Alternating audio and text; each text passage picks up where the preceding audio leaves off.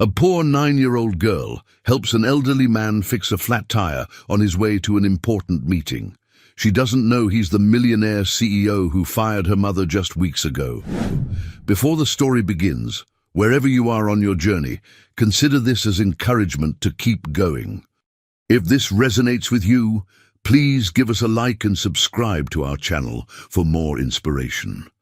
Raindrops pelted against the cracked sidewalk as 9-year-old Emma Jenkins huddled beneath her tattered yellow raincoat.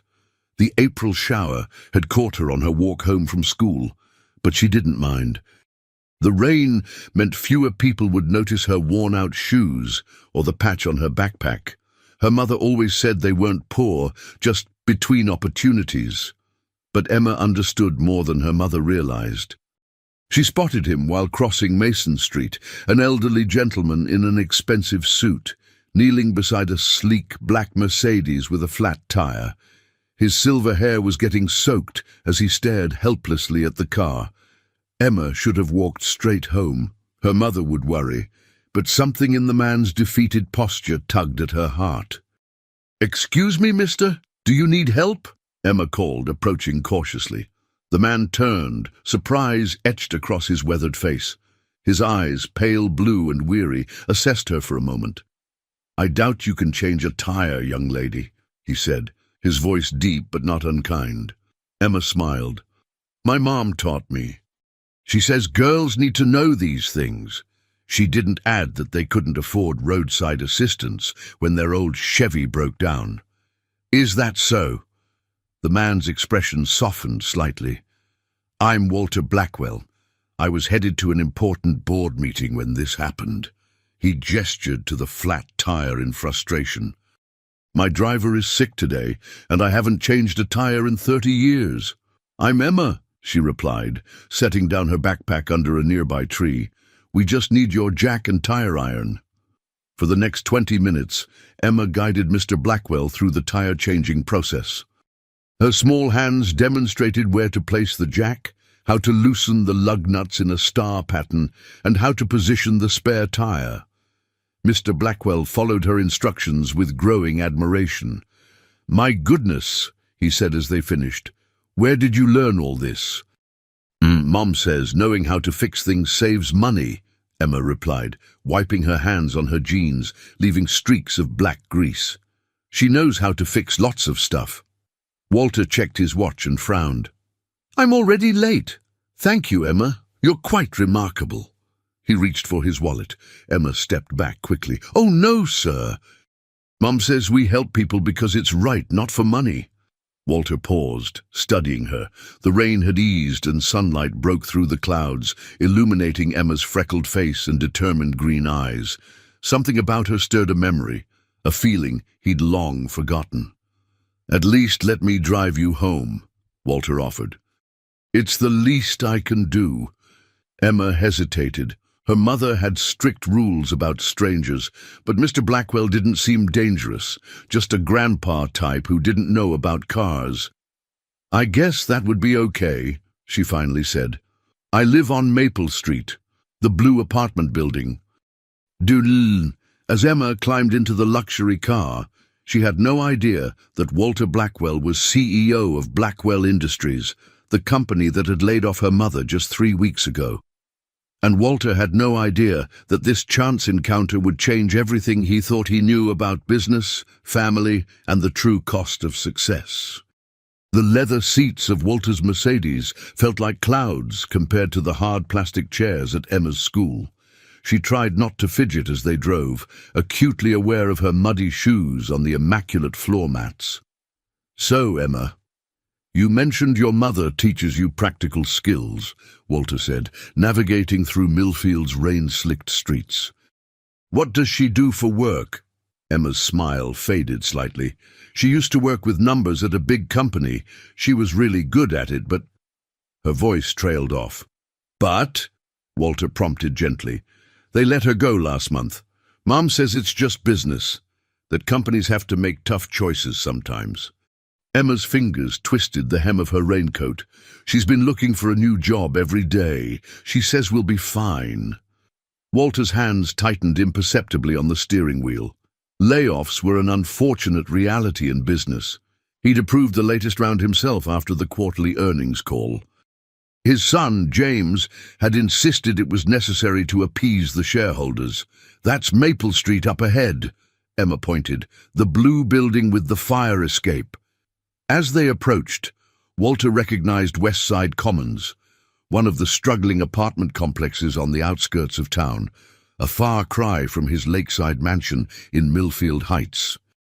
"Thank you again for the ride, Mr. Blackwell," Emma said, reaching for her backpack. "Wait," Walter said, suddenly hesitant to let her go. "What's your mother's name? Perhaps I know someone who's hiring." "Rebecca Jenkins," Emma replied. "She's super smart with computers and accounting stuff." Walter felt the blood drain from his face. Rebecca Jenkins. The name had appeared on the layoff list just weeks ago. He remembered questioning her inclusion. She had excellent performance reviews, but James had insisted she was redundant after the new accounting software implementation. "Are you okay, Mr. Blackwell? You look funny." Walter composed himself quickly. "Yes, just remembered something about my meeting. Here."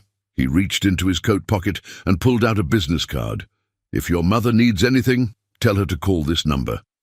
Emma examined the simple white card with Walter Blackwell and a phone number embossed in black. She carefully tucked it into her backpack. "Thanks. Mum probably won't call, though. She's pretty stubborn about handling things herself." As Emma hopped out and waved goodbye, Walter sat motionless in his idling car. Through the lobby window, he watched her greet the elderly security guard with a familiar hug before disappearing into the elevator. 30 minutes later, Walter finally arrived at Blackwell headquarters for his delayed meeting. The board members were visibly annoyed by his tardiness, but Walter barely registered their displeasure. His mind kept returning to Emma, her resourcefulness, her pride, her mother struggling to find work after he had signed off on her termination. "Dad," James Blackwell's sharp voice cut through his thoughts. "The Q2 projections." At 42, James was the company's COO and impatient heir apparent. Since Walter's wife Martha had passed away last October, James had become increasingly aggressive about modernizing the company's approach. "Yes," Walter said, straightening in his chair. "But first, I'd like the HR files for all employees terminated in the last quarter." James frowned. "Why would you need those? The cuts are done." "Perhaps," Walter replied, his mind already formulating a plan. "But I'm not convinced we made all the right choices." As the meeting proceeded, Walter made a decision. He would learn everything he could about Rebecca Jenkins and her daughter Emma. He owed them that much at least. Rebecca Jenkins stared at the rejection email on her phone, the words blurring as she fought back tears. 6 interviews in 3 weeks, and still nothing. She closed the email app and checked the time, 5:45 p.m. Emma would be wondering where dinner was. "Any luck today, Becca?" Marge, the diner's 60-something waitress, topped off Rebecca's coffee cup. Sunset Diner had become Rebecca's second home during her job search, offering free Wi-Fi and Marge's bottomless coffee. "Nothing yet," Rebecca sighed, "but something will turn up." "You'll find something better than that Blackwell place," Marge said firmly. "Those corporate types don't appreciate real workers anyway." Rebecca smiled weakly. The truth was, she had loved her job at Blackwell Industries. For 3 years, she'd streamlined their accounting systems, often working late into the night. The termination had come without warning, a generic email, followed by a brief meeting with HR. No explanations, just a modest severance package that was rapidly dwindling. At home, Rebecca found Emma at the kitchen table, attempting to make sandwiches with the last of their bread and peanut butter. "Hi, Mum, I made dinner," Emma announced proudly. Rebecca kissed the top of her daughter's head, noticing the faint smell of motor oil in her hair. "You're getting too good at taking care of yourself, sweetie. What happened to your hands?" Emma glanced at her stained fingertips. "Oh, I helped a man change his tire after school. He was really nice. He even drove me home." Rebecca froze. Emma, what have I told you about strangers? He wasn't scary, Mom. He was old, like Grandpa's age, and he didn't know how to fix his car. His name is Mr. Blackwell, and he gave me his card in case you needed help finding a job. Rebecca's heart skipped a beat. Blackwell? Did you say Blackwell? Let me see the card. Emma retrieved the business card from her backpack. Rebecca stared at the name in disbelief. Walter Blackwell, founder and CEO of Blackwell Industries, the very man whose signature had been on her termination notice. Do you know him, Mom? Rebecca carefully controlled her expression. I've heard of him. Emma, promise me you won't talk to him again without asking me first. But he was nice. Just promise me, Emma. Later that night, after Emma was asleep, Rebecca sat at their small kitchen table, turning Walter's business card over in her hands. The irony was almost too much to bear. Her daughter had helped the very man responsible for their current struggles. Across town, in his spacious home office, Walter Blackwell reviewed Rebecca Jenkins' employee file. 15 years of accounting experience, consistently positive performance reviews, implemented a system that saved the company over $200,000 annually. Noted for mentoring junior staff. Walter frowned at the termination notes. Position redundant after software upgrade. It was the standard language HR used, but something felt wrong. Rebecca had been instrumental in choosing and implementing that very software.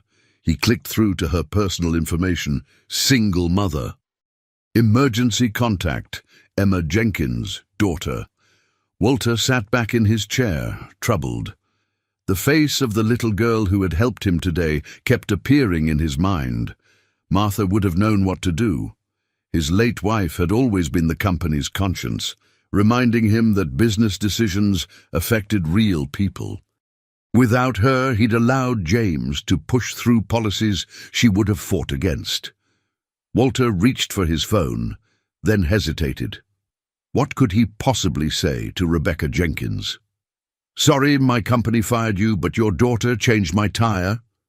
Instead, he opened his banking app and navigated to the transfer screen. Perhaps an anonymous gift could help while he figured out a better solution. He authorized a $2,000 transfer to Rebecca Jenkins with the memo line, administrative adjustment to severance. It wasn't enough. It wasn't even close to right. But it was a start. Emma noticed the change in her mother immediately the next morning. Rebecca's eyes were brighter, her movements more energetic as she prepared breakfast. Good news, Em. The bank says there was some kind of mistake with my severance package. We got a little extra money. Rebecca placed a plate of pancakes, a rare treat, in front of her daughter. That's awesome! Emma exclaimed, drowning her pancakes in syrup. Does that mean we can keep the internet? Rebecca laughed. Yes, we can keep the internet, and maybe get those new shoes you need. As they ate, Rebecca studied her daughter thoughtfully. Em, tell me more about this Mr. Blackwell you helped yesterday. Emma described the well-dressed gentleman with silver hair and sad blue eyes. He didn't even know where the spare tire was kept, but he learned quick. He seemed lonely, like he needed someone to talk to. Rebecca felt a confusing mix of emotions. She wanted to hate Walter Blackwell for what his company had done, yet she couldn't reconcile that with Emma's description or the unexpected money that had appeared in her account. Mom, can I ask you something? Emma's voice grew serious. Was Mr. Blackwell's company the one that let you go? Rebecca nearly choked on her coffee. Why would you think that? I saw his name on some papers you were looking at last night, Emma admitted. And you got weird when I showed you his card. Rebecca sighed. Her daughter missed nothing. Yes, he owns the company I worked for. But Emma, business is complicated. I'm sure Mr. Blackwell doesn't even know who I am. And maybe I should tell him, Emma suggested. He seemed really nice. I bet he'd give you your job back. Absolutely not, Rebecca said firmly. Promise me you won't contact him, Emma. We're doing fine on our own. Arthur. But as Rebecca dropped Emma at school and headed to her morning job interview, she couldn't help wondering if Walter Blackwell had somehow discovered who she was. Was the additional money guilt money? Coincidence seemed unlikely. Meanwhile, Walter was facing his own moral dilemma during the morning executive meeting. James was presenting plans for another round of efficiency measures.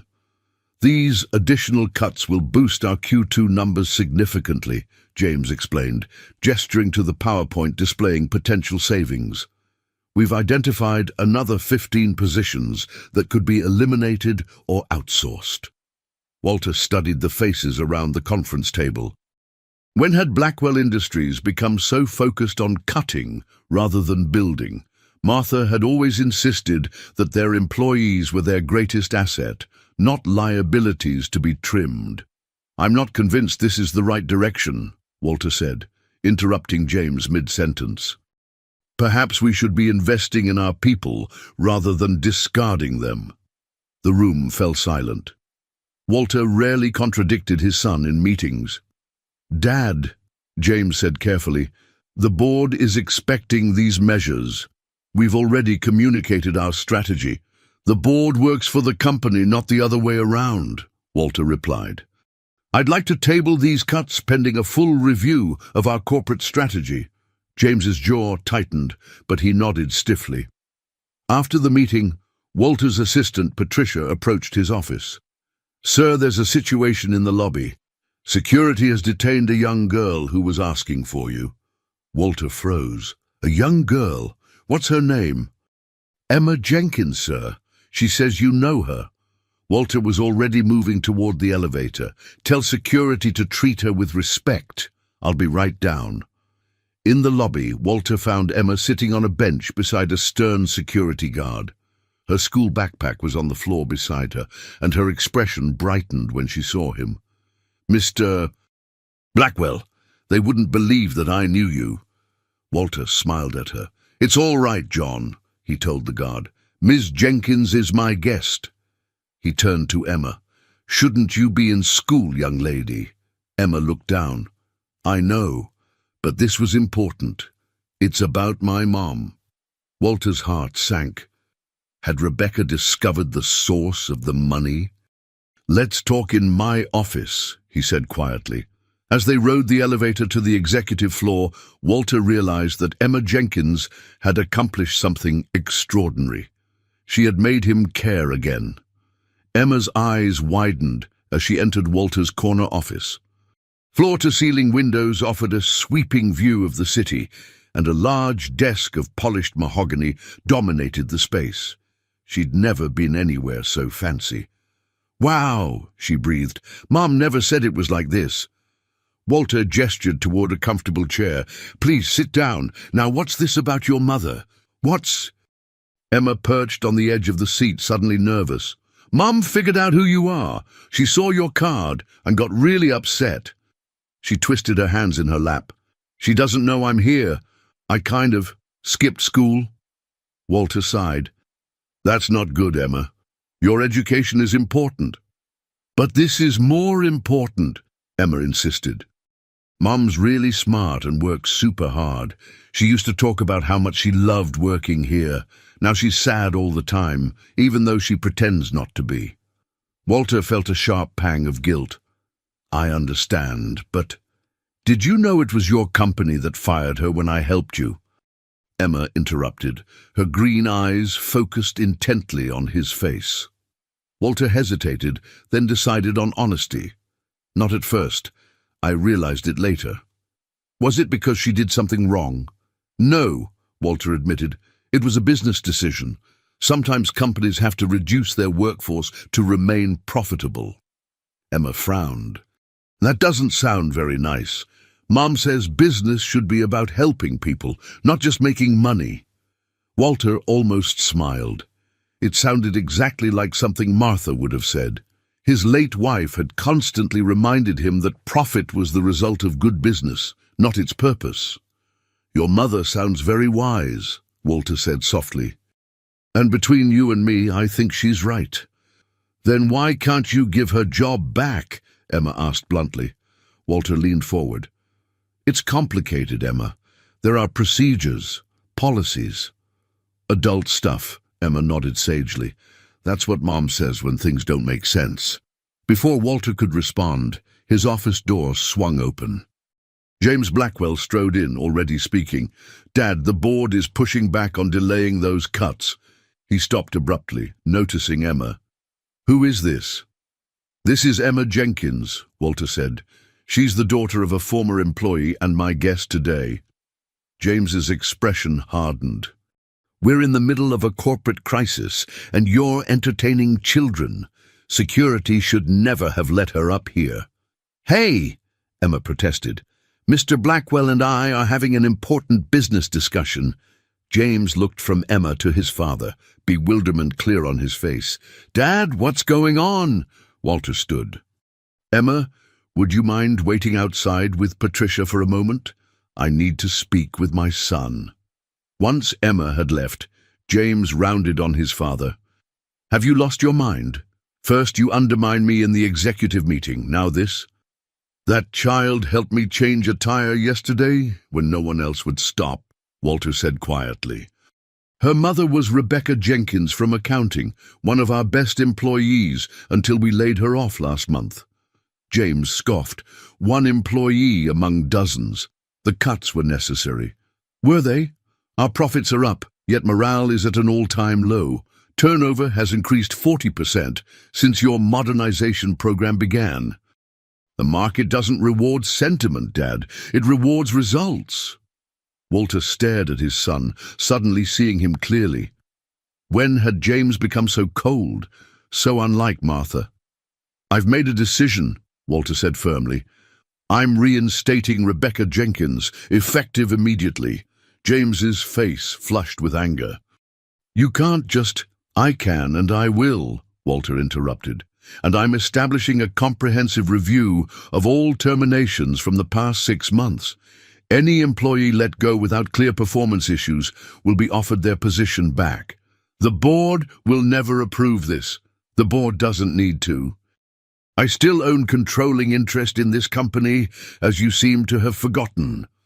Outside, Emma sat beside Patricia, swinging her legs nervously. She couldn't hear what was being said, but the raised voices suggested it wasn't going well. Finally, Walter emerged from his office, alone. His expression was solemn, but there was a new energy in his movements. Emma, he said, kneeling to her eye level, I need to speak with your mother. Can you tell me where she is right now? Emma bit her lip. She has a job interview at Dawson Financial at 11 to, but she'll be really mad that I came here. Walter checked his watch, 10:30. Then we'd better hurry, and don't worry about your mother. I'll take full responsibility. As they rode the elevator down, Emma looked up at him. Are you going to help her, Mr. Blackwell? Walter nodded. I'm going to try, Emma. And please call me Walter. Rebecca Jenkins sat in Dawson Financial's waiting area, reviewing her resume one last time. This position paid less than her role at Blackwell Industries, but at this point, she couldn't afford to be selective. The mysterious severance adjustment had bought them some time, but it wouldn't last forever. Her phone vibrated with a text from Emma's teacher. Emma absent from morning classes. Please confirm if excused. Rebecca's stomach dropped. Emma had never skipped school before. She quickly dialed her daughter's cell phone, but it went straight to voicemail. Where could she be? Rising panic made her hands shake as she gathered her belongings. The interview would have to wait. Finding Emma took priority. Miss Jenkins, the receptionist called. Mr. Dawson is ready for you now. I'm sorry, but there's an emergency with my daughter. I need to reschedule. Rebecca hurried toward the elevator, already calculating which of Emma's friends might know her whereabouts. As the elevator doors opened, Rebecca froze. Standing before her was Walter Blackwell, and beside him, looking sheepish but unharmed, was Emma. "Mom!" Emma exclaimed. "Don't be mad!" Rebecca stared in disbelief. "Emma, what are you doing here with him?" Walter stepped forward, his expression grave. Ms. Jenkins, I owe you an explanation and an apology. Emma isn't to blame for this situation. The elevator closed behind them, leaving the three standing awkwardly in the lobby. Rebecca placed a protective arm around Emma's shoulders.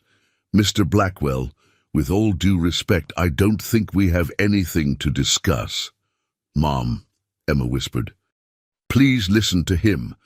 Walter gestured toward the building's small cafe. Just 5 minutes of your time. That's all I ask.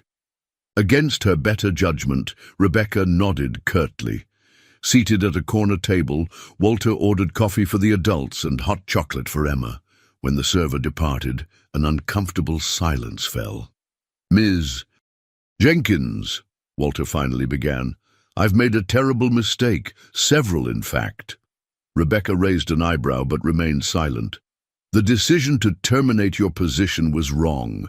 Your performance reviews were exemplary, and your contributions to Blackwell Industries were significant. Yet I was let go without explanation, Rebecca said evenly. Walter nodded. The company, I, lost sight of what matters. After my wife Martha died last October, I allowed my son James to implement policies she would have fought against. The layoffs were his initiative, which I approved without proper review. Rebecca softened slightly at the mention of his loss. I'm sorry about your wife, Mr. Blackwell. But business decisions affect real people with real lives. I know that now, Walter said, glancing at Emma. Your daughter reminded me. Emma sipped her hot chocolate, watching the adults with wide eyes. The additional funds in your account, Walter continued. That was me attempting to make amends. Poorly, I realize now. Rebecca stiffened.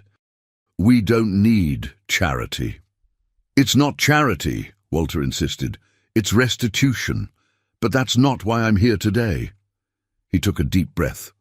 I'd like to offer you your position back at Blackwell Industries, with a promotion to senior accounting manager and a 20% salary increase. Rebecca stared at him in shock. You can't be serious.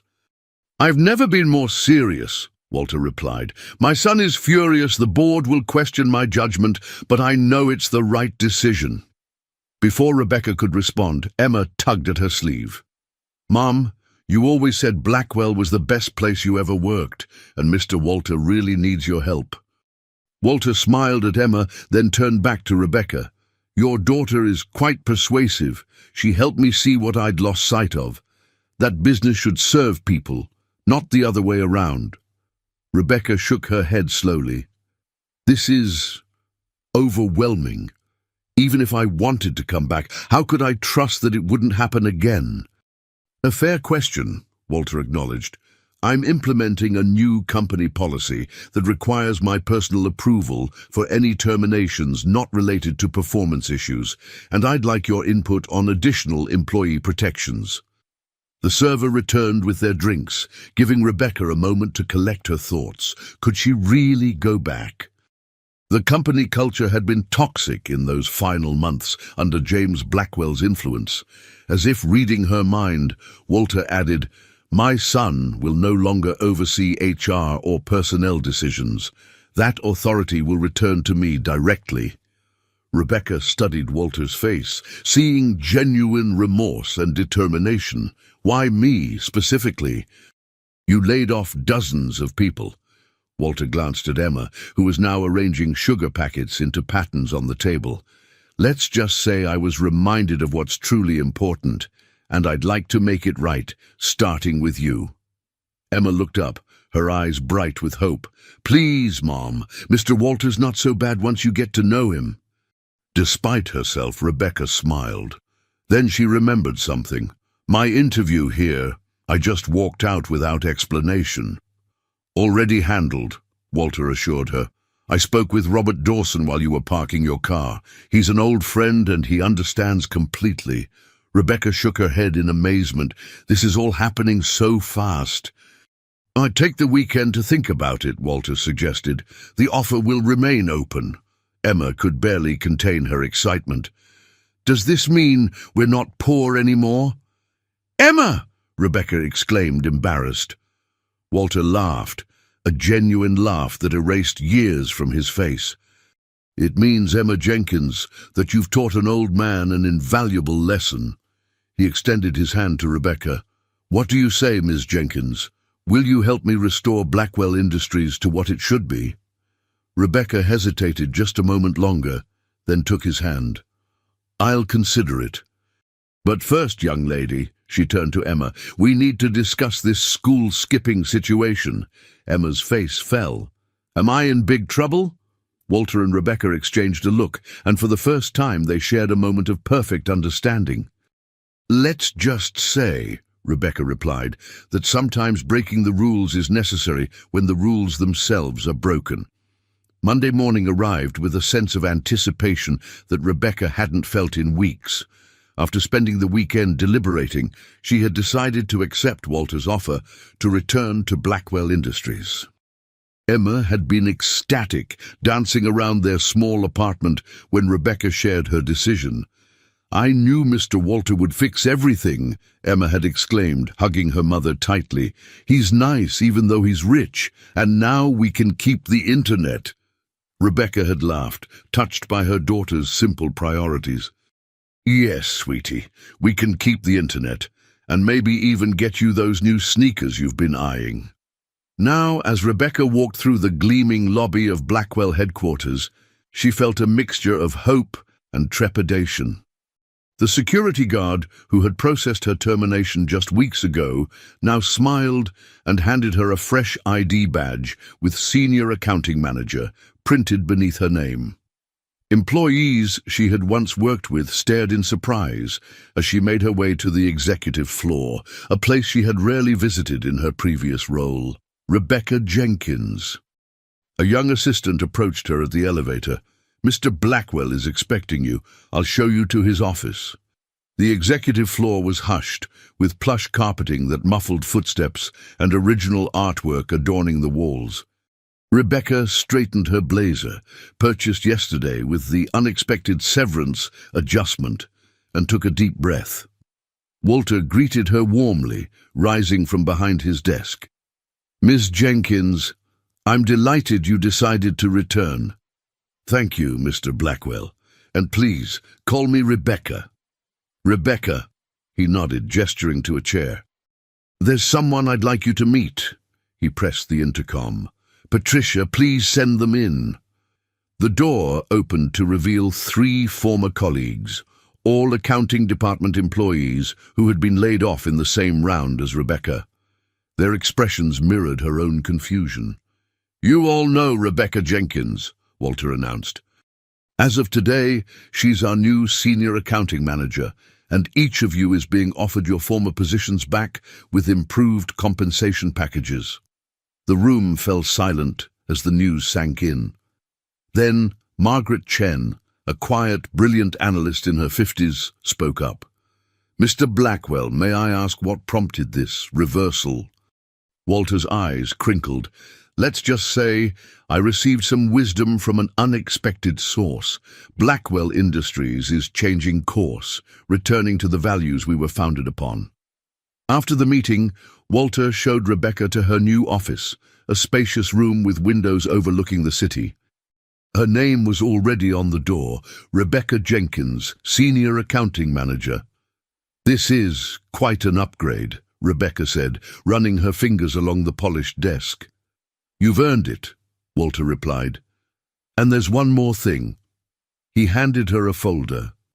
I'd like you to review the company's recent cost-cutting measures and identify positions that should be reinstated. You have full access to all financial data. Rebecca opened the folder, stunned by the responsibility. This is substantial authority. You understand both the numbers and the human impact, Walter said simply. That's a perspective we've been missing. As Walter left, Rebecca sat at her new desk, overwhelmed by how quickly her life had changed. She opened her laptop to send a quick text to Emma, who would be in school. First day going well? Love you. The response came immediately. Does your office have free snacks? Love you too. Rebecca smiled, then turned to the mountain of files waiting for her review. She had a lot to prove, not just to Walter, but to herself. Across the building, James Blackwell paced his office, seething. The news of his father's hiring spree had spread throughout the company, undermining months of careful restructuring. He grabbed his phone and dialed. "Lawrence, it's James Blackwell. I need to call an emergency board meeting. My father has lost objectivity and the company is at risk." "James, are you sure this is wise?" Lawrence Matthews, the board's legal counsel, sounded hesitant. "Your father still holds controlling interest." "I'm aware," James snapped. "But the board has a fiduciary duty to the shareholders. Dad's sudden reversal of our efficiency measures threatens everything we've accomplished." After hanging up, James stared out his window at the city skyline. He'd spent his entire career preparing to lead Blackwell Industries, following his father's example. Until his mother died, they'd been aligned in their vision. Now it felt like everything was unraveling because of a chance encounter with a child and her mother. Meanwhile, Emma sat in her classroom, unable to focus on her math worksheet. Her teacher, Ms. Coleman, had accepted her mother's excuse for Friday's absence, but had given Emma a stern look that suggested she wasn't entirely convinced. "Emma," Ms. Coleman called, "would you solve the next problem on the board?" As Emma approached the whiteboard, she noticed a familiar black Mercedes pulling into the school parking lot. Mr. Walter was here, but why? She quickly wrote the answer to the math problem and returned to her seat, her mind racing with possibilities. When the lunch bell rang, Emma was summoned to the principal's office. She walked down the hallway with growing anxiety. Had Mr. Walter said something about her skipping school? To her surprise, Walter was chatting amicably with Principal Davis. Both men smiled when she entered. "There she is," Walter said warmly. "Emma, I hope you don't mind this surprise visit. I wanted to thank you properly for your help last week." Emma glanced nervously at Principal Davis. You're welcome." "Mr. Blackwell has made a generous donation to our school," Principal Davis explained, "specifically to establish a new program for teaching practical life skills to students." The Blackwell Industries boardroom hummed with tension the following morning. The 12 board members, mostly longtime friends of Walter's, sat uncomfortably around the polished conference table.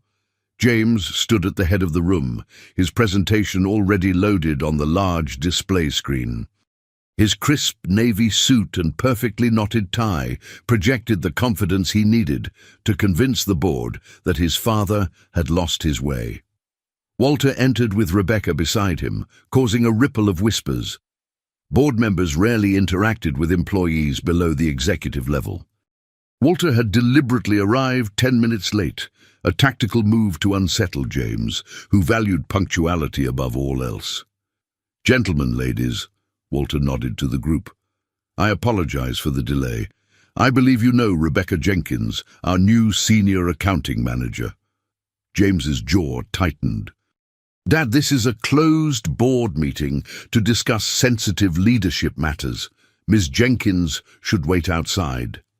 "Ms. Jenkins is here at my request," Walter replied calmly, taking his seat at the opposite end of the table. "She has valuable insights into the issues I believe you're planning to raise." Rebecca sat quietly, acutely aware of the power dynamics at play. The boardroom, with its mahogany paneling and views of the city skyline, intimidated her. This wasn't just about her job anymore, it was about the direction of an entire company. James cleared his throat. "As you all know, Blackwell Industries has made significant progress in streamlining operations over the past 6 months. Our profit margins have increased by 14%, and our stock has risen accordingly." He clicked to a slide showing an upward trending graph. "However, recent actions threaten to undo this progress. My father has unilaterally rehired terminated employees, increased salary expenditures, and initiated costly new programs without board approval." Several board members shifted uncomfortably, glancing between father and son. The boardroom's tension was palpable, amplified by the morning sunlight streaming through the floor-to-ceiling windows. The question before us is whether these emotional decisions should be allowed to undermine our fiduciary responsibility to shareholders. James's voice hardened. I move that major personnel and program decisions require board approval for the next 6 months until we can assess the impact of these changes. Walter watched his son with a mixture of disappointment and pride. James was tactically brilliant, framing the issue as one of fiscal responsibility rather than a power struggle. In another context, Walter might have applauded his strategic thinking. Before we vote, Walter said, rising slowly, I'd like Ms. Jenkins to present some findings from her review of our recent cost-cutting measures. James protested, but Board Chairman Howard Pierce raised a hand. Let's hear what she has to say, James. We're here to make informed decisions. Rebecca approached the screen with her laptop. Her hands trembled slightly as she connected it to the display. She had spent the entire night preparing for this moment, poring over financial reports and employee data, searching for the patterns she suspected existed. Board members, she began, her voice growing steadier as she focused on the facts she had uncovered. I've analyzed the financial impact of the recent layoffs compared to their projected benefits. What I found was concerning. Her first slide showed a sharp increase in contractor costs immediately following the layoffs. After terminating in-house accounting staff, the company hired external consultants at 40% higher costs to complete essential functions. She clicked through more slides, highlighting increased error rates, delayed reporting, and declining employee morale metrics. Her voice grew more confident with each data point. The actual savings were 62% less than projected, while creating significant operational inefficiencies. Walter watched the board members' expressions shift from skepticism to concern. Rebecca's presentation was meticulous, focusing on data rather than emotion. She had found the language that business leaders respected: hard numbers and measurable impacts. Most troubling, she continued, displaying her final slide, customer satisfaction scores have declined 17% since the restructuring began. Long-term clients cite service disruptions and loss of institutional knowledge as primary concerns. 3 major accounts are currently considering taking their business elsewhere. She turned to face the board directly. In my professional assessment, the cost-cutting measures have damaged Blackwell Industries' core strengths without delivering the promised financial benefits. The room fell silent. James stared at Rebecca with undisguised hostility, but she met his gaze steadily. Behind his anger, she thought she detected a flicker of uncertainty. Howard Pierce, the 72-year-old board chairman and Walter's oldest friend, leaned forward. His weathered face creased in thought as he studied Rebecca's final slide. Ms. Jenkins, if you were in charge, what would you recommend? A balanced approach, Rebecca replied without hesitation. Selective rehiring of key personnel, investment in employee development, and targeted efficiency improvements that don't sacrifice quality or institutional knowledge. The data suggests this would actually improve our bottom line while rebuilding our reputation with clients. Howard nodded thoughtfully. Thank you, Ms. Jenkins. You may wait outside while we deliberate. As Rebecca gathered her materials, she caught Walter's subtle nod of approval. She had done all she could. The rest was up to the board. In the hallway, Rebecca paced nervously, replaying her presentation in her mind. Had she been clear enough? Convincing enough? After 20 minutes, the boardroom door opened, and Howard Pierce beckoned her back inside. The board has reached a decision, Howard announced as Rebecca and Walter took their seats. We have voted on James's motion to require board approval for major personnel and program decisions. James sat straight-backed, his expression unreadable. The motion has been rejected, Howard continued. Furthermore, the board has approved Walter's proposal for a comprehensive review of all cost-cutting measures with Ms. Jenkins leading the analysis team. James's face flushed with anger as Howard formally concluded the meeting. The board members filed out, several pausing to congratulate Walter or introduce themselves to Rebecca. When they were alone, Walter turned to Rebecca with a genuine smile. "That was masterful. You spoke their language." I just presented the facts," Rebecca said modestly. "Facts with context," Walter corrected. "Numbers with humanity behind them. That's what Martha always did, reminded us that spreadsheets represent people's livelihoods." As they walked back to their offices, neither noticed Emma sitting in the reception area, having arrived with a school group for a company tour. She had witnessed the entire exchange through the glass walls of the conference room, unable to hear the words, but understanding perfectly the battle being fought. "Mum, do you think Mr. Walter and his son will ever be friends again?" Emma asked, swirling her spoon through her ice cream. It was Friday evening, and Rebecca had taken her daughter out to celebrate surviving her first week back at Blackwell Industries. They sat at a small table by the window at Miller's ice cream parlor, Emma's favorite treat spot since she was 5. Rebecca considered the question carefully. Since the board meeting 3 days ago, James had barely spoken to his father, communicating through terse emails and intermediaries. The tension in the executive corridor was palpable, with employees taking sides in hushed conversations. "I hope so, sweetie. Family relationships are complicated, especially when business is involved." "James looks sad," Emma observed, licking chocolate from her spoon. "Not angry sad, but lonely sad, like Mr. Walter was when I first met him." Rebecca was continually amazed by her daughter's emotional intelligence. At 9 years old, Emma often perceived dynamics that adults missed. "You noticed that, did you?"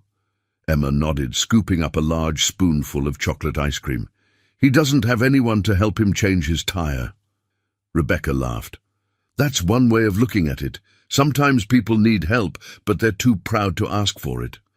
"Then we should just help without asking," Emma declared with the simple logic of childhood, "like I helped Mr. Walter." Their conversation was interrupted by Rebecca's phone. Walter's name flashed on the screen. She hesitated. It was Friday evening, and she'd promised Emma no work calls during their celebration. "It's okay, Mom," Emma said, reading her expression. "It might be important," Rebecca answered. "Walter, is everything all right?" "Rebecca, I apologize for calling after hours," Walter said when she answered. His voice sounded strained, almost vulnerable. "But I could use your assistance with something personal." "If it's not convenient, I completely understand." Rebecca glanced at Emma, who was watching her curiously. "We're just finishing ice cream. What's going on?" "It's difficult to explain over the phone. Would it be possible for you to stop by my home this evening? I realize it's an imposition, but we can come," Rebecca said, surprising herself. "Just text me your address." Emma's eyes widened. "Are we going to Mr. Walter's house?" 20 minutes later, Rebecca's modest sedan turned onto Lakeshore Drive, following the GPS directions to Walter's address. The houses grew increasingly grand as they drove, until they reached a pair of ornate iron gates that swung open as they approached. "Wow," Emma whispered, pressing her face to the window. "It's like a castle." Walter's lakeside mansion was indeed impressive. A sprawling stone structure with panoramic windows overlooking Lake Millfield. Perfectly manicured gardens surrounded the circular driveway, where a fountain splashed softly in the evening light. Walter greeted them at the door, looking uncharacteristically casual in slacks and a sweater. Without his usual suit and tie, he seemed older, the lines in his face more pronounced. "Thank you for coming. Please come in." He led them through a foyer with soaring ceilings and marble floors to a cozy study lined with bookshelves. Unlike the imposing grandeur of the entrance, this room felt lived in and personal. A fire crackled in a stone hearth, and comfortable leather chairs invited conversation. Photos adorned the walls. Walter with a beautiful silver-haired woman, younger versions of Walter and James fishing together, family gatherings spanning decades. This was Martha's favorite room, Walter explained, gesturing to the comfortable seating area. She always said it was the heart of our home. The rest was just for show, but here is where we actually lived. It's beautiful, Rebecca said sincerely, noticing the well-worn books and personal touches that made the space warm despite its size. But Walter, why did you call us here? You seemed troubled on the phone. Walter sighed, sinking into an armchair. The firelight accentuated the weariness in his face. Tomorrow is Martha's birthday, the first since she passed. James and I always took her to dinner at Salvatore's, her favorite restaurant.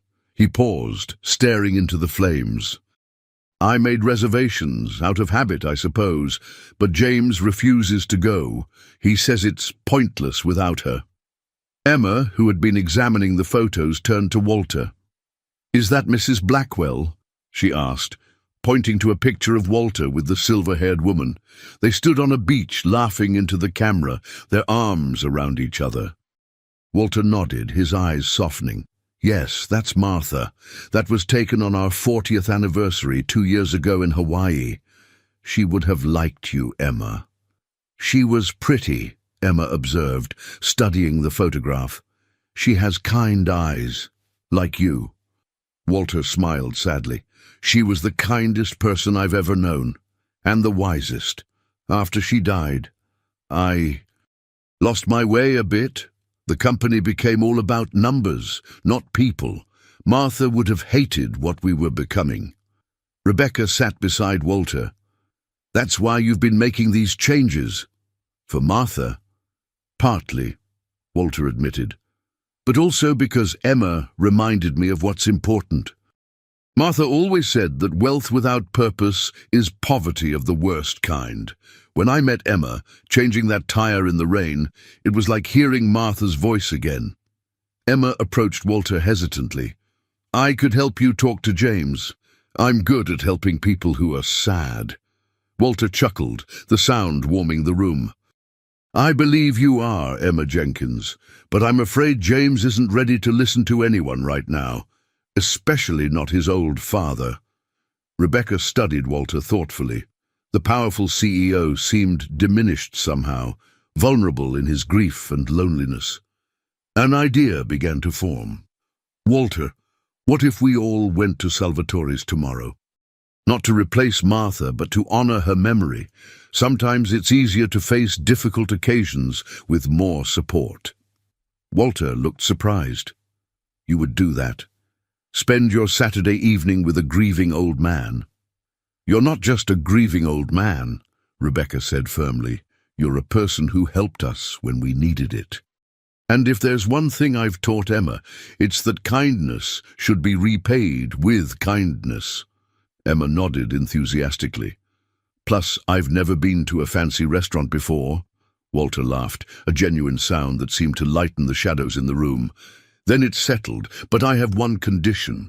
You must let me send a dress for Emma. Martha would have insisted on proper attire for Salvatore's. As they prepared to leave, Walter walked them to the door. Thank you, he said quietly. I didn't realize how much I was dreading tomorrow, until now. In the car driving home, Emma was bubbling with excitement about her first visit to an upscale restaurant. Rebecca was quieter, thinking about the complex man they'd just left. Powerful and vulnerable, kind and complicated, and somehow, against all odds, becoming a friend. Rebecca's first month back at Blackwell Industries passed in a whirlwind of activity. The Jenkins program for practical education at Emma's school had launched to enthusiastic response, with parents volunteering to teach workshops on everything from basic car maintenance to household budgeting. Rebecca's accounting team was making steady progress in reversing the damage done by the aggressive cost-cutting measures, with 2 major clients already expressing renewed confidence in the company. Most promising was the gradual reconciliation between Walter and James. After Martha's birthday dinner, which James had ultimately attended, bringing along Howard and Eleanor Pierce for moral support, father and son had begun meeting weekly, searching for what Emma had called the third solution, a business approach that balanced profitability with ethical treatment of employees and customers. The morning sun streamed through Rebecca's office windows as she reviewed the quarterly reports. The numbers were encouraging. Operational costs were down due to more efficient processes, while employee retention had improved dramatically. She made a note to highlight these trends in the upcoming executive meeting. Her office phone rang, interrupting her concentration. Rebecca Jenkins speaking. "Rebecca, it's Walter. Could you come to the conference room? There's something we need to discuss." His tone sent a chill through her, flat, controlled, with an underlying tension she hadn't heard since her first days back. "I'll be right there," she replied, quickly saving her work. She found Walter in the main conference room with James and Howard Pierce, all looking grave. The morning newspaper lay spread on the table between them, and the television on the wall was tuned to a financial news channel with the sound muted. "What's happened?" she asked, noting the unusual alliance of father and son sitting side by side. Walter gestured to the newspaper. The headline in bold black letters read, "Blackwell Industries accused of accounting fraud." Rebecca gasped, grabbing the paper. "That's ridiculous. Our books are clean. I've been through every transaction personally." "Someone has been feeding false information to the press," James explained, his expression dark. The usual antagonism he directed toward Rebecca was gone, replaced by something that almost resembled concern. "They're claiming we've been manipulating earnings reports for the past 2 years. Howard pushed a folder toward her. "These are the specific allegations. They focus on transactions that occurred during your previous tenure in the accounting department." Rebecca flipped through the documents, her hands trembling. The papers contained detailed transaction records, many bearing what appeared to be her digital signature. "These figures are completely fabricated." "I never authorized anything like this." "We know," Walter said firmly, "but the SEC has opened an investigation based on these allegations." And he hesitated, glancing at James. "Your name appears multiple times as the authorizing manager." Rebecca felt the blood drain from her face. The implications hit her like a physical blow. "That's impossible. I never signed off on these transactions. Someone must have forged my authorization." James leaned forward. "Someone went to considerable effort to make it appear that you did. The question is who and why." Rebecca's mind raced, flipping through possibilities. "It has to be connected to my rehiring. Someone's trying to discredit me and your decision to bring me back." "The timing certainly suggests that," Walter agreed. "The allegations surfaced exactly 1 month after your return, just as the positive changes were becoming apparent." Dad," James said quietly, surprising Rebecca with his thoughtful tone, "we need to consider that this might be retaliation from one of the executives who supported my cost-cutting initiatives, someone who stands to lose if our new direction succeeds." Rebecca was startled by James's defense.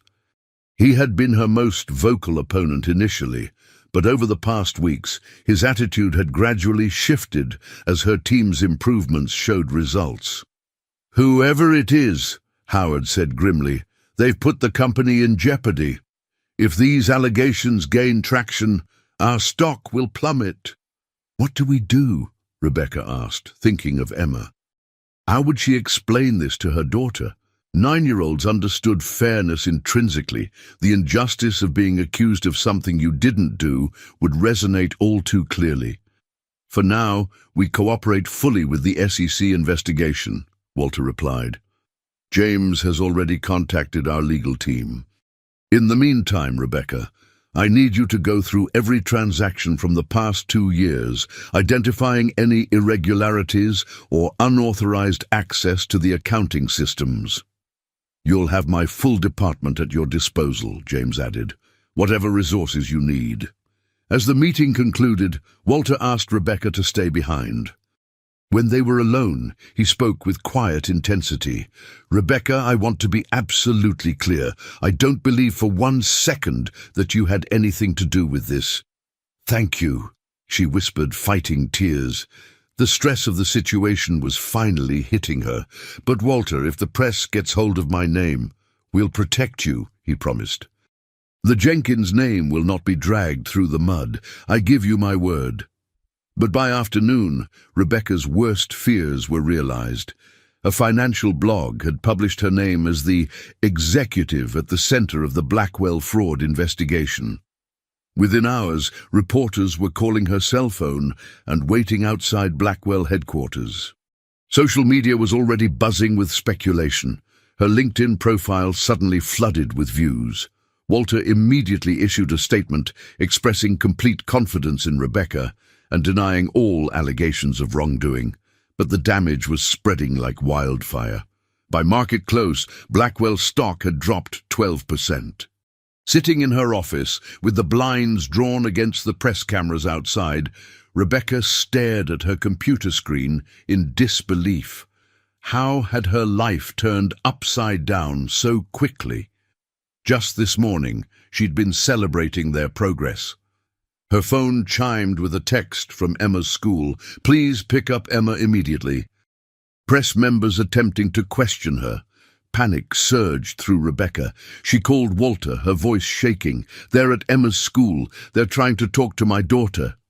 Walter's response was immediate and resolute. "Stay where you are. I'll handle this personally." Dawn found Rebecca still working, surrounded by empty coffee cups and pages of notes. The security logs had revealed something disturbing, a pattern of late-night system access from the executive floor throughout March. Someone with high-level clearance had been methodically altering financial records, creating a false trail that implicated her. The dates corresponded exactly with the fraudulent transactions highlighted in the press allegations. She rubbed her tired eyes, trying to focus on the screen before her. After Walter's call yesterday, she had been whisked from Blackwell headquarters through an underground parking garage to avoid the press. To her surprise, James had personally driven her to his home in an exclusive gated community where Emma was already waiting, having been picked up from school by Walter's assistant. A soft knock interrupted her concentration. Emma stood in the doorway of the guest bedroom that had become Rebecca's temporary command center, her hair tousled from sleep. "Mom, have you been up all night again?" Emma's voice held the gentle reproach of a child who sometimes had to parent her parent. Rebecca managed a smile, pushing back from the laptop. "Just working on a puzzle, sweetie. Did you sleep okay in this big house?" Emma nodded, climbing onto the bed beside her mother. The oversized t-shirt she'd slept in, hastily purchased along with other necessities when it became clear they couldn't return to their apartment, swallowed her small frame. "Mr. James made pancakes. He says you should come eat before they get cold." The domestic image of James Blackwell, the ruthless corporate executive making breakfast pancakes, was so incongruous that Rebecca laughed despite her exhaustion. "Tell him I'll be right there." In the kitchen, James was indeed standing at the stove, flipping a perfect golden pancake. He looked different in casual clothes, younger, less severe. Without the armor of his designer suits, he seemed almost approachable. "Find anything useful?" he asked quietly, as Emma busied herself setting the table with an enthusiasm that suggested this was a novel experience for her. Rebecca hesitated, then decided to trust him. The events of yesterday had created an unexpected alliance. Someone accessed the system repeatedly in March, always between 1 and 3 a.m. They systematically altered records, inserting my digital signature on fraudulent transactions. James frowned, sliding a pancake onto a waiting plate. That would require executive access codes. Only board members and C-level executives have that kind of clearance. Exactly, Rebecca said meaningfully, accepting the cup of coffee he offered. The rich aroma momentarily revived her tired senses. James's expression darkened as he understood the implication. You think someone on the board is behind this? It has to be someone who opposed Walter's changes, someone with enough financial knowledge to create convincing false records, someone who stood to lose power or influence if the new direction succeeded. James set a plate of pancakes before Emma, then turned back to Rebecca, his voice low enough that Emma couldn't hear over her enthusiastic application of syrup. There's another possibility. What if these altered records aren't just about discrediting you? What if they're covering up actual fraud? Rebecca stared at him, the possibility clicking into place like the final piece of a puzzle. You mean someone's been embezzling from Blackwell Industries? It would explain the vehemence of the opposition to Dad's changes, James reasoned. The new transparency protocols would eventually expose any ongoing financial irregularities. Framing you kills two birds with one stone, discredits the new direction and distracts from the real crime. Their discussion was interrupted by James's phone. Walter's name flashed on the screen. James stepped out of the kitchen to take the call, but Rebecca could still hear his side of the conversation. Dad! What's... James's expression grew increasingly alarmed as he listened. When? How much access did they get? He glanced at Rebecca. Yes, she's found something similar. We'll be right there. He hung up, looking grim. The company servers were hacked overnight. Someone attempted to erase the security logs, the very ones you've been reviewing. Rebecca felt a chill that had nothing to do with the air conditioning. They know we're getting close. We need to get to the office immediately, James said, already moving toward the stairs. Dad's called an emergency board meeting. Emma looked up from her pancakes, syrup dripping from her fork. Are the bad guys trying to hurt Blackwell Industries? Rebecca was startled by her daughter's perceptiveness. What makes you say that, sweetie? In movies, when bad guys try to erase stuff, it means they're hiding something, Emma explained with the straightforward logic of childhood. And they only do that when someone's getting close to catching them. James and Rebecca exchanged a look over Emma's head. Your daughter should be in corporate security, James said with a hint of a smile. 20 minutes later, Walter, James and Rebecca huddled in Walter's office, comparing findings. The attempted server breach had been partially successful, but the IT team had managed to preserve most of the security logs. The hack originated from inside the building, Walter explained, pacing behind his desk. Whoever did this has physical access to our systems. Rebecca shared her discovery about the late-night access patterns. They always logged in from the executive floor, using board-level credentials. Walter's expression hardened, the lines in his face deepening.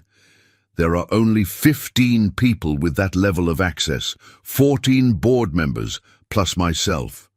Where's Emma?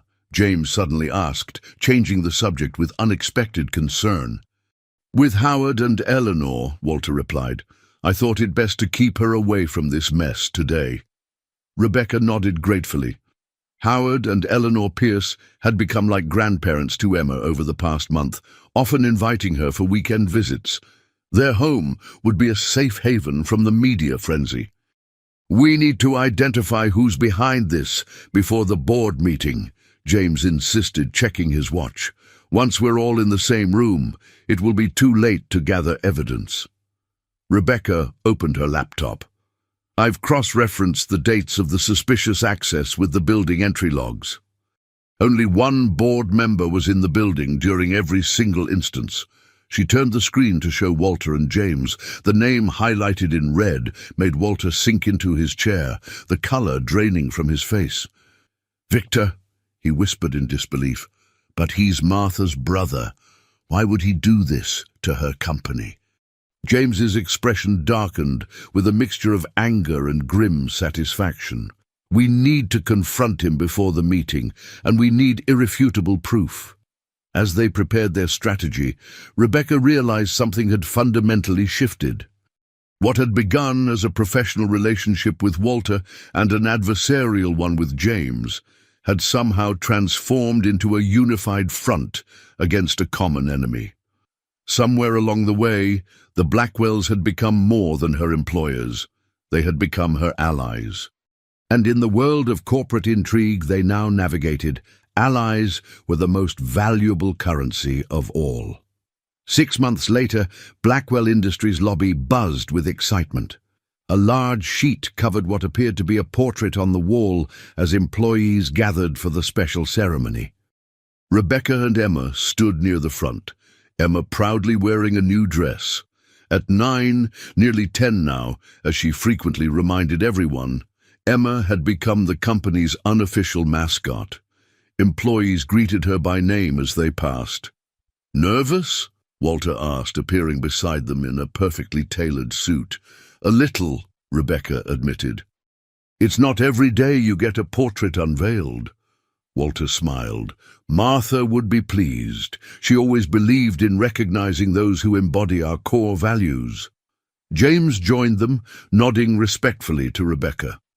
Their relationship had evolved into a surprising alliance since Victor's departure. The Jenkins program for practical education had expanded to 12 schools, with plans for nationwide implementation. "The press is here," James informed them. "All positive coverage this time." Walter stepped to the podium as the crowd quieted. "Welcome, everyone. Today marks 6 months since we recommitted Blackwell Industries to its founding principles: integrity, innovation, and investment in people."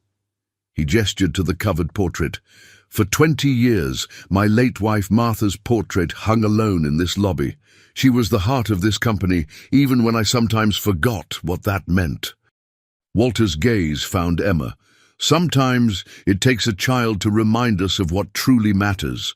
A 9-year-old girl who stopped to help an old man change a tire, expecting nothing in return. Emma beamed as Walter continued. "Today, we honor another individual who embodies the true spirit of Blackwell Industries, someone whose integrity never wavered, even when faced with false accusations. Someone who reminds us daily that business is ultimately about people, not just profits." At Walter's nod, James pulled the cord, revealing a striking portrait of Rebecca. The crowd erupted in applause as Rebecca stared in disbelief. Her portrait now hung beside Martha's. "Mom, it's you!" Emma exclaimed, bouncing with excitement. Walter gestured for Rebecca to join him. Overwhelmed, she made her way forward, Emma following close behind. "I don't know what to say," Rebecca admitted when she reached the microphone. "Say what you always tell me," Emma whispered loudly. Rebecca laughed. "My daughter reminds me that I do have something to share, something I've told her since she was small.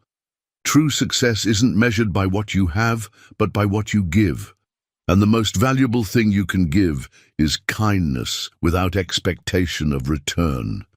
She glanced at the portrait, then at Emma, and finally at Walter and James. 6 months ago, a simple act of kindness changed all our lives. It reminded Mr. Blackwell of the company's heart, gave his son a new perspective, and eventually saved my career. But most importantly, it taught my daughter that helping others is always the right choice. As the event wound down, Emma tugged at Walter's sleeve. "Mr. Walter, are you still sad about Mrs. Blackwell?" Walter knelt to her level. "I still miss her every day. But I'm not sad in the same way. I think she would be happy with the changes we've made." Emma nodded seriously. "Mom says grief is just love with nowhere to go. But you found somewhere to put it, back into the company." Walter blinked rapidly. "Your mother is very wise." "That's why her picture belongs next to Mrs. Blackwell's," Emma said matter-of-factly. Later, James approached them with a small package. "I found this in my mother's things. I think she would have wanted you to have it." Rebecca unwrapped a silver compass, beautifully engraved. "It was her father's," James explained, the inscription on the back. Rebecca turned it over and read, "Success is measured by lives improved, not fortunes amassed." "Mom tried to teach me that," James said quietly. "I wasn't ready to hear it then, but I am now."